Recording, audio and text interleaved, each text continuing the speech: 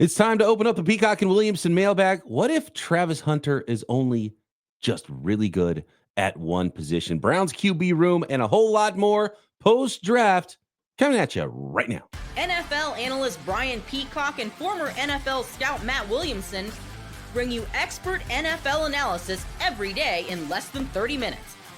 Get an inside look at the NFL on the field and in the front office with elite breakdowns to next-level analysis and in-depth information only for the real NFL fans. This is Peacock and Williamson, and it starts now.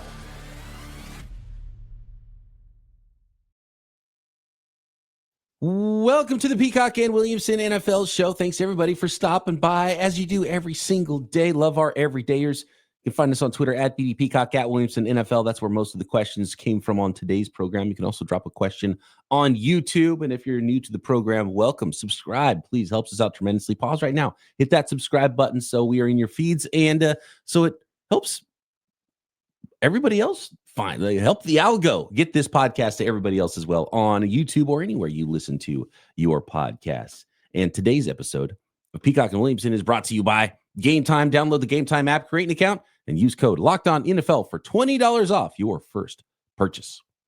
All right, we got some good questions here post-draft as folks try to wrap their heads around what teams did post-draft, what these rosters now look like, and what some of these teams told us. Because there's a lot of lying going on before the NFL draft. It's a little bit more difficult for teams to lie about things when they do a lot, and they, actions speak a lot louder than rumors as it pertains to NFL teams and what they're doing. I want to start with a question about Travis Hunter, Matt. And this is a really good question from Dave, who says, if Travis Hunter is, quote unquote, just a Pro Bowl receiver, did the Jags overpay for him? I.e., does he have to play both sides of the ball to be worth it? Because if you're a Pro Bowl wide receiver, that's a hit, right? That's a huge hit in the NFL draft as an expensive position. In his second contract, he'll be making $30-40 million per year.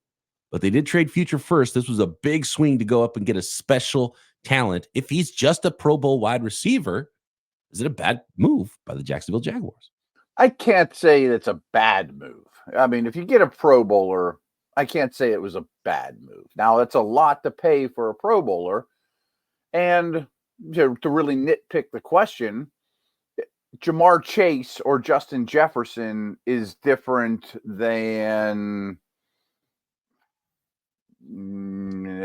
Garrett Wilson, Drake London, Brandon Ayuk, right? It goes to Pro Bowls 2 out of 3 years or here and there, and can say on their resume, yeah, I'm a Pro Bowl receiver, but maybe you weren't even the first vote. It's different than if you're the top guy.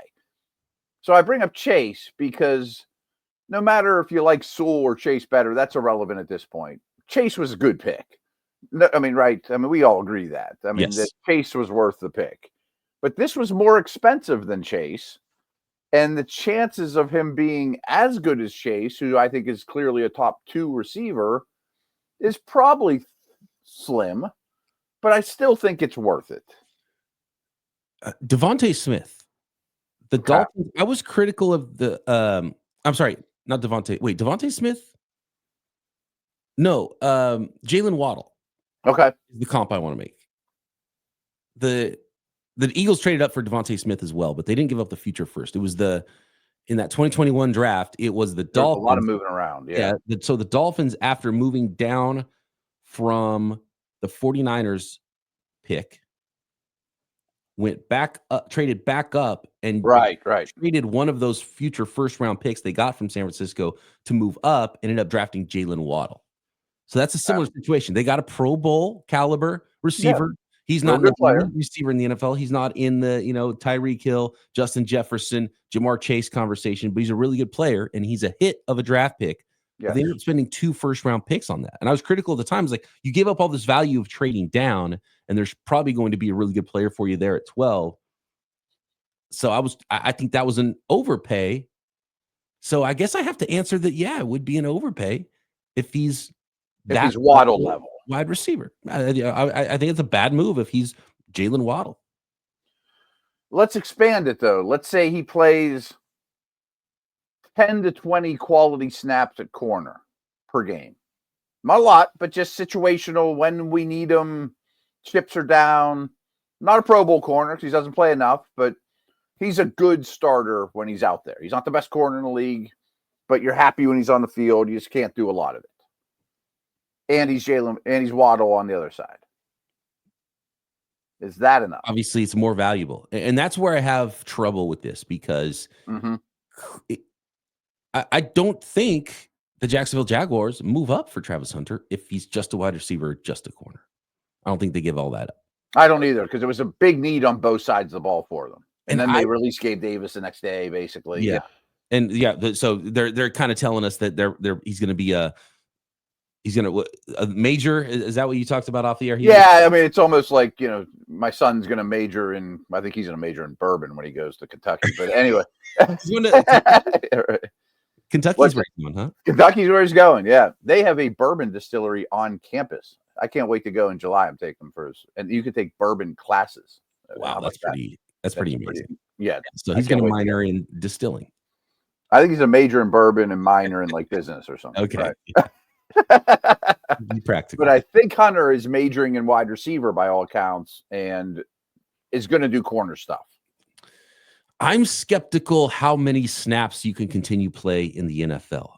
And that's where, if he's Pro Bowl caliber, both, and that's where you start talking about a really, really special player. And skills-wise, talent-wise, he can do it. I just don't think human beings are going to be able to play 17 games on both sides of the ball with any consistency in the NFL. I just don't think it's possible. So that's where my skepticism is.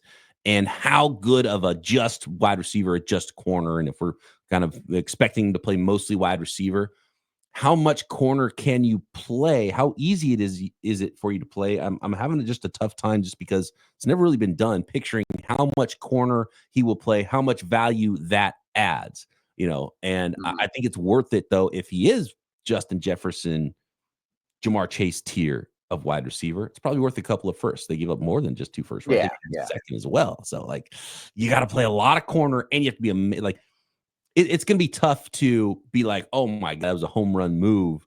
He has to come close to his ceiling of what you think he can be in the NFL and impact both positions, I think. So a couple more angles on this too. I hope people or Jags fans don't think I'm being critical of the trade. I don't think it's a bad trade as it stands here on May 8th. And I'm going to be the first to say they've given this more thought than me in terms of how to budget his time, where his meetings are going to go, his practice time, how much they'll use him on both sides of the ball. Maybe he's only the third receiver, or maybe there's a whole series he takes off on offense, even if he's receiver first, or they have a big lead, or if they're getting blown out, he's the first guy out. Maybe there's a lot more to this than any of us could figure out because NFL teams are, for the most part, pretty smart, and they got expensive people they're paying to figure this stuff out. But if he would have done the draft process and said, I am a receiver only, that's it. I don't think he gets past New England. Do you? No. That's still his floor. I think he's a great receiver prospect. And at a minimum, he's worth the 4th pick in this draft. I will say, as athletically gifted as he is, he's not a finished product. And there's still work to do to get him there at either position that he would choose. And if you have scaled down practice time at either one, there's a lot that could happen here. There's, for a prospect that just focuses on one position and only played that position, there's so many directions that career can go. Now you're just multiplying that by 2 with Travis Hunter. This could go in any direction at all with him. And one other note too, if he gets hurt and you're counting on him to be 2 starters, it hurts you double too. You know what I mean? And you got to pay him. And you got to pay him. Right. So you think he's going to be like, okay, what's the top corner make and what's the top wide receiver make? And I'll take 20% off of that combination, because I'm a nice guy. I'm playing half the snaps of one and the full snaps of the other. So, so you pay him whatever that's going to be, $50 million per year in 4 years. And then he gets hurt. And now it's a tightrope, man, with a trade like this. And guess what? You have one less first rounder to replace him if he does get hurt, or if he's I not. got a couple more angles on this. Should we go to break and come back? I got a couple things I want to just bring up, that this question is just making me raise more questions. Yeah, absolutely. And I love Travis Hunter. I love the talent that he has. I think he's wired in a way that I believe in him as a player and as a human being. I think he's got the potential to do this, but it's just going to be difficult to stick the landing. So I want to talk a little bit more about Travis Hunter and the Browns QB room, the team that traded the right to draft Travis Hunter, the Cleveland Browns, Miami Dolphins. More questions from the hopper here. Tons of great ones. Hopefully we can get to all of them in this edition of the Peacock and Williamson mailbag. Next. This episode of Peacock and Williamson brought to you by Game Time and the Game Time app. And there's nothing like the atmosphere of an NBA playoff game. Every bucket, every defensive stop, every moment feels huge. It's electric in the arena. And with the Game Time, you can be part of it without the stress of last-minute ticket hunting. Game Time makes it fast and easy to get playoff tickets, even when demand is sky high. Prices on the app actually go down as tip-off gets closer. And their last-minute deals can save you up to 60%.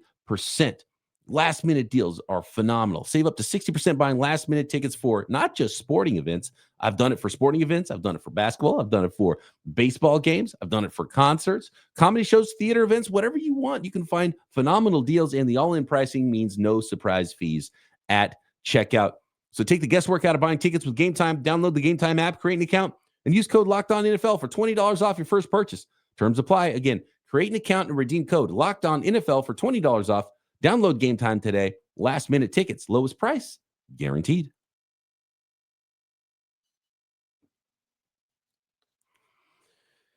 So, Travis Hunter. Yeah, I got two more things I want to throw at you here. The prospect. I know how your dynasty mind works. So what are your thoughts there? Yeah.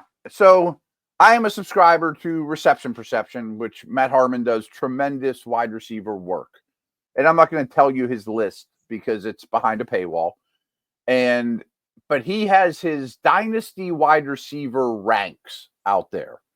And he has Hunter 10th overall. I mean, like, Chase is 1, Jefferson 2, but he's already 10th overall and well ahead of Ted McMillan at 16. So he's included the rookies. So he is super high on Hunter. I've talked to Matt about it. I've listened to his podcast. He thinks him and Chase are like the two best wide receiver prospects he's ever scouted before they've hit the league. So, and I get it. I mean, I think he's an unbelievable athlete. Am I smart to take Hunter, hoping he plays a whole heck of a lot of wide receiver with the second pick in my rookie draft? Genty's going to be gone. The other options are Ted McMillan, Hampton. It's really those three are in the competition. I'm going to take Hunter. Would you? I would try to float some trade offers out there. You don't want to be the guy that does that, huh? I think you have to make that pick, but I would allow somebody else that really loves him to buy that away from me. That's probably the way. Yeah. Just because there's so many ways that this could go. Does him playing defense limit how many snaps he plays on offense? Right. At the end of the day, you end up with 800 receiving yards and 3 touchdowns. What if he's like, oh man, he's great. He catches a touchdown pass and has 3 catches in the first quarter. Jags have a big lead. Well, now we need to protect the lead. So now he's playing defense for the rest of the game. You know, and then next week you don't start him in fantasy, and he has, and then he goes crazy. Yeah, it being very maddening. Yeah. I can see it being I know. A massive success for the Jaguars and still being maddening for the fantasy owners. I know, it's a very different angle of looking at it. Yeah. And that's a premium rookie draft pick. And my team stinks because I owned the second pick. You know, I need everything. And frankly, if Ted McMillan was a lot better, I'd be like, I'll just take him. But I don't love Ted McMillan, you know. And so talking to Matt Harmon, and I haven't seen like the route tree stuff and the grading for Travis Hunter from him as a wide receiver. Was there any issues with like limited route tree? And it was just like, yeah. He just thinks he's very capable of doing all of it, athletically, work ethic, smarts, ball skills, all those things. But yeah, I mean, his ball skills are ridiculous, man. Ridiculous. He's so good. He's so talented, especially on defense. I mean, compared to corners, you know what I mean? Okay, so here's another question, sort of like the Jags mailbag question we got. Everyone remembers the Falcons in 2012 or 2011 traded up for Julio Jones. And while your break, I wanted to see what they gave up. They moved from 27 to 6, which is like, I don't even know if you could do that now. I mean, it's insane. You have to really want to get out. And you didn't give up as much as I thought when I went and double checked it. They gave up 27, next year's first, a second, and a fourth from that draft, and another fourth. So it wasn't that crazy. But my question is, it's still a lot, but it's not. It's still a lot. Up cost, yeah. And coincidentally, it was with the Browns that traded away from Julio Jones. That was a success because I think Julio's maybe a top 5 receiver, definitely a top 10 ever. But how much worse would Julio have to be for that not to be a success? Like AJ Green was in that draft. I still think that's a success. I mean, if he was Mike Evans, is that good enough? If it's DeAndre Hopkins' career, is it good enough? You know, like how good do you have to be to make a massive investment in one player worth it? If you hit on that, like just because of the bust rate and the hit rate on first round picks anyway, and especially if you're a good team and it's a late first round pick, I mean, if you're talking about 2 picks in the 20s for Julio Jones, I mean, that's just an easy hit. Now there's more picks involved. And do you have any idea offhand what the Browns did with those picks? Terrible things, I think. I think that was like the Whedon pick or something. That's when they were drafting really poorly. If they drafted Whedon, that's the most Browns thing possible. 30-year-old quarterback in round 1. I can't remember. I'd have to go look at it again, but I think it was terrible stuff, to be honest with you. Yeah, I'm not surprised. But I might have to just peek real quick while we're looking at this. Like, and it wasn't a top 5 pick, and it wasn't a pick that could potentially be a top 5 pick again next year, right? That the Falcons traded. So that's kind of a big difference on that. And that was clearly a successful trade because of how great Julio Jones was. But then you start adding other picks in, and generally the trade ups are the losers in these situations. And so Phil Taylor. Oh, defensive tackle. Yeah, no, pick the nose instead of Julio.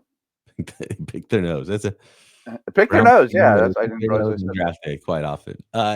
Yeah. Hey, so let's move on to the Browns and their quarterback room. So yes, the next year they had 2 first-round picks, Trent Richardson, and Atlanta's was Brandon Whedon. So they gave Phil Taylor and Brandon Whedon for Julio Jones. Traded all 3 of those first-round picks.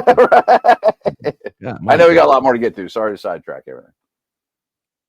Speaking of the Browns, what's going on at quarterback? Deshaun Watson, he's kind of over there. He's injured.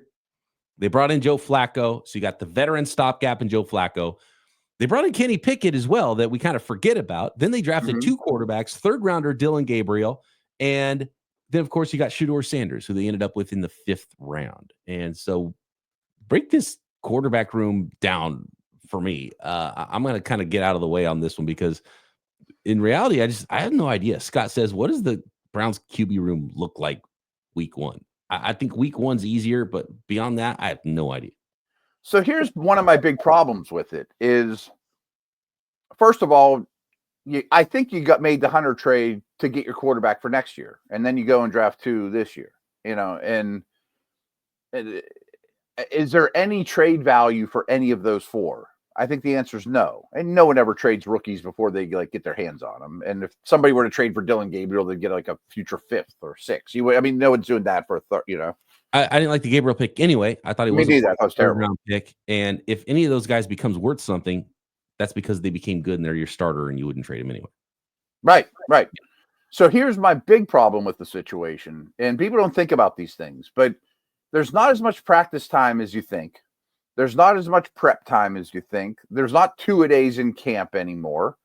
How do you divvy out the practice reps because they all should get some? These aren't dudes that are going to get cut. I mean, you got to give these guys attention. These aren't UDFAs. I mean, if Flacco's your starter, he needs to play at least 50% of the practice reps, And Flacco's clearly going to be the guy that gets the first reps in OTAs and in training camp. He's healthy. Like, he's the starter right now, and the other guys are the backups. And I think you have to keep 4 in your roster too. You're not going to cut these guys either. So they clog your roster and you don't develop them properly because they don't get enough reps. Flacco hasn't really been like the greatest mentor either, right? Isn't he publicly like, it's not my job to get another quarterback ready. So he's not going to like be happy about giving up extra reps either, I would imagine. Like, I don't think he has to play in the preseason. I mean, I'm playing the rookies like crazy in the preseason, but I'm talking about practice reps, throwing to Jerry Jeudy and the Njoku, and I'm trying to win games in week 1. Flacco needs to be incorporated with his teammates. And I would think in week 1, Flacco's the starter, Pickett's the backup. The other 2 are on the roster, clogging space, but inactive. I don't think all 4 are on the roster. Really? I'll say that right now. Yeah, You think they cut Pickett and let him move on his way, or trade him for a 7th-round pick or something? Yeah, Pickett's the one where it's sunk cost. They probably couldn't see how this whole draft thing was going to play out. Ideally, they just drafted a different player in the 3rd round for Dylan Gabriel, and then you got where's your extra guy. But they have to like Dylan Gabriel enough because they drafted him there, and they drafted him over Shedeur, so he's going to get an opportunity. And so Shedeur Sanders might be the guy that just is like redshirting, just hanging out. Right, not a great situation. Deion's complaining about it, right? Pickett. Pickett was the first thing that they added of the group. What did they give up for Pickett? What did that cost? Not a ton. That was they sent him a player, I think, too. It was a decent pick, wasn't it? Yeah, I have to look at it now. Maybe. I mean, that's cost right now. If Gabriel and if you like Gabriel that much that you drafted him in the 3rd round, and Shedeur Sanders DTR in a 5th. Oh, right. DTR. Forgot about him. And a 5th. Yeah. So, I mean, that's just. I mean, it's something. You're not just lighting 5th on fire. Yeah. Right. Could somebody give you a day 3 pick and you're like, okay, well, that's a sunk cost, and you trade away Kenny Pickett? It's up to Shedeur Sanders to be like, to prove at this point that he's worthy of keeping on the roster and that he deserves more reps. Then I think you got to move on from Pickett because you got your veteran starter. Unless they like Pickett enough to where they're like just gonna drop Flacco. But they just hated playing against him in Pittsburgh so much because he was so incredible. Right. It's up to Shedeur to just prove that. Oh, that's right. He's a pretty talented guy, and so we can't lose him, and we got to give these young guys reps. So one of the veterans has to go because you've watched training camp practice, right? Oh yeah. The starter gets half the reps. The backup gets in there a little bit. And if there's a 3rd and 4th guy, they get like 2 reps a day. Like they get nothing. The 3rd Peyton Manning's backups got none because he wanted every rep. And they bring a camp arm, so they bring 4 guys to camp. So that's fine. So they won't do that. Camp arm is just throwing like interceptions to linebackers, scout teams. Oh yeah. Like so that's where it gets dicey. Yeah. How do you develop 2 rookie quarterbacks behind 2 quarterbacks? It's essentially impossible. And Pickett's new, never been in the system. And I mean, I find it odd with some hindsight that on March 12th, they felt they had to get rid of DTR to get Pickett and throw in a 5th-round pick and then add 3 more on top of it. I'd love to really understand the logic. And maybe they think that they must think they can uncover something in Kenny Pickett. And that's fine. I got no problem with that, Week 1, I think Pickett's gone, and it's Dylan Gabriel and Shedeur Sanders had a training camp preseason battle for number 2, and it's Flacco's the starter. I think that's what's happening in week 1. And I bet in the end we say Sanders is better than Gabriel. Moving on, Miami Dolphins getting big in the middle. All that and more coming up to finish up this episode of Peacock and Williamson.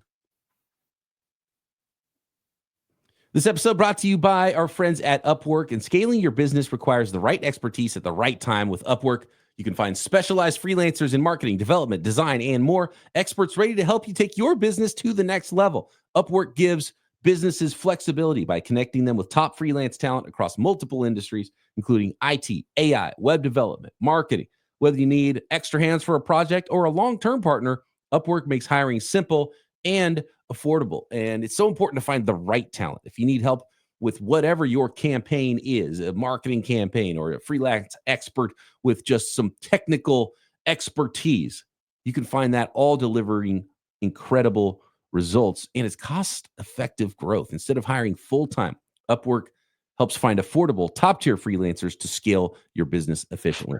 So visit Upwork.com right now and post your job for free. That's Upwork, UPWORK, Upwork.com, Upwork.com to connect with top talent and grow your business today.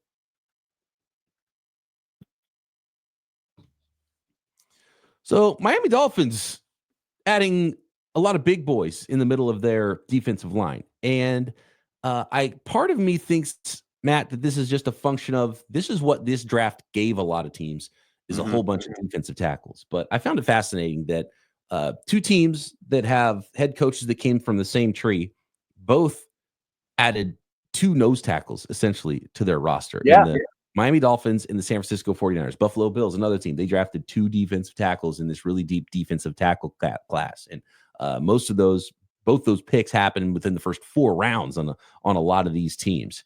The question here is more Miami Dolphins specific from Mark. Says, was the Miami Dolphins draft about stopping the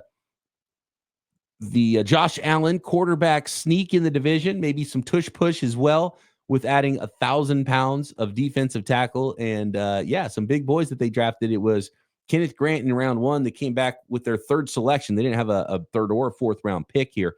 They ended up with Jordan Phillips out of Maryland in the early 5th round range. Both those guys, nose tackle type bodies. And do you think it's division specific for the Miami Dolphins is the question? So I go on Locked On NFL every Friday with Wig. And one of the first jokes we made, and it's been a recurring one, is I said, man, the Dolphins have way too many Ferraris, not enough dump trucks. And I still believe that to be very, very true. And that's wonderful when you got to go to Miami and it's 150 degrees in September and, all those northern teams have to go to Miami and it's brutal, or even the first half of the season. But inevitably, you got to go to Buffalo, New York, and New England in the cold. And if you're going to be a playoff team, you got to go to Kansas City and Cincinnati and Baltimore and Pittsburgh and all these northern teams in the AFC. I mean, the plan only works if you get home field advantage all the way through, and we'll just outspeed everybody. And that's really hard to pull off. And they stuck with that plan for a long time. And I don't know what the numbers are, but their September, October win-loss points put out there is 1,000 times better than November, December, let alone January. So I think to their credit, they had some self-recognition that we need more dump trucks. So they draft a guard, 2 nose tackles, and even Ollie Gordon, they would not have drafted 2 years ago. I love a Chan, but he was their goal line back last year. Yeah, Gordon's very different than the they've been right. recently. And so he's not a 4-2 guy, right. Yeah, they let Raheem Mostert go and added Ollie Gordon. So very different stylistically. And I think they're learning what they need to do. One of the things I'm seeing around the NFL is teams are trying to figure out how they can be light and fast and play positionless on the back 7 and still stop the run. And I think the answer to that is be massive on your defensive line. And so you can let the fast guys run. That's the other thing I was going to say is I think the league is sort of bringing the nose tackle back, but not Hampton or Wilfork in a pure 5-man front 3-4. It's so we can play nickel and dime behind and just lighter boxes in general. How can I stop the run with too high? Yes. Well, you know what I mean? And that's why someone like, I think a lot of teams were really in on Kenneth Grant, and he might have been higher in NFL draft rooms than he was, even though he was the first round guy universally with draft analysts, because you can have a guy who's that big, but athletic enough to give you third down value and give you some passing down value and athleticism to go along with being a guy who can, hang on to double teams and control an A gap. Like Phillips isn't going to give you any pass rush, but he still has a role. Grant might be Vita Vea, Haloti Ngata guy, where you can eat up space and give me some pass rush. But if he can't, I can still live a nickel behind him or still have too high and perceivably stop the run a little better. We got a great question here that I want to get to before you're done. And, Savanaya was an interesting pick there to kind of transition to this, the second rounder. Teams really valuing guards these days and interior offensive linemen. But Michael asked the question, given the Ravens not giving the 5th-year option to Linderbaum, who is clearly worth a second contract, does it make sense any longer to draft guards and centers in round 1, short of being Quentin Nelson level of prospect? It almost does not, because Linderbaum did nothing wrong. I think he's a top 3 center for sure. He's been a success story. He's great. But we talk about this a lot on our Steelers show. It's a loophole in the 5th-year option conversation because all O linemen are lumped the same. So if they were to pick Linderbaum's up, they would have had to pay him like a top 5 offensive tackle, I think, because he's been to Pro Bowls. I don't want to get too much into the 5th-year formula, but because he's been to multiple Pro Bowlers, he goes to tier 1 of O linemen, not interior O linemen. Mm-hmm. And he would be like the richest center by like $5 million a year if they picked up his 5th-year option. So as great as he is, even if he's Dermontti Dawson and Mike Webster turn into 1, he's probably not worth that. So when you draft that guy, you almost know, even Nelson maybe, that I don't pick up his 5th-year option.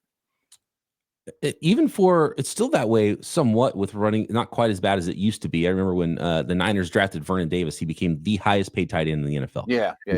Contract. It's not like that anymore, but Ashton Genty is among the top, I think, 10 or something paid running backs in the NFL right now, getting drafted number 6. Colston Loveland's going to have a pretty big contract as a tight end, being drafted that high. And I think the other thing we're seeing with the 5th-year option is we always expect, like, the conversation's always like, ooh, well, who's that team's going to jump into late round 1 because they want the 5th-year option on a guy. I don't think teams care about the 5th-year option. It's not as appealing as it used to be. Bad. We see most of the draft day trades happen after everyone sleeps on it and restacks their boards and then start trading up in the top of the 2nd round rather than trying to get into the end of the 1st round. Mm-hmm. And a lot of it's based on, there's 3 tiers, and we can talk about it whenever all the 5th-year option stuff's done, but one of them is been to no Pro Bowls, but I hit X playing time. One of them is I've been to 1 Pro Bowl, one of them's multiple, and that's the most expensive. But that's what you want. But if, like Linderbaum, so if he hits, you don't pick up the 5th-year option for an interior alignment. You just can't. Fascinating stuff. Yeah. I mean, that needs to be switched into CBA. It should be interior and tackles. Yes, absolutely. Yeah. Totally agree there. Thanks, everybody, for all of the questions. Apologies to the ones we did not get to. Always some fantastic ones. You can get them in early for next week at BD Peacock at Williamson NFL. Drop a question in the YouTube comments. Subscribe while you're there. And Matt and I back tomorrow. We're going to finish the week with the AFC South draft grades right here. Peacock and Williamson.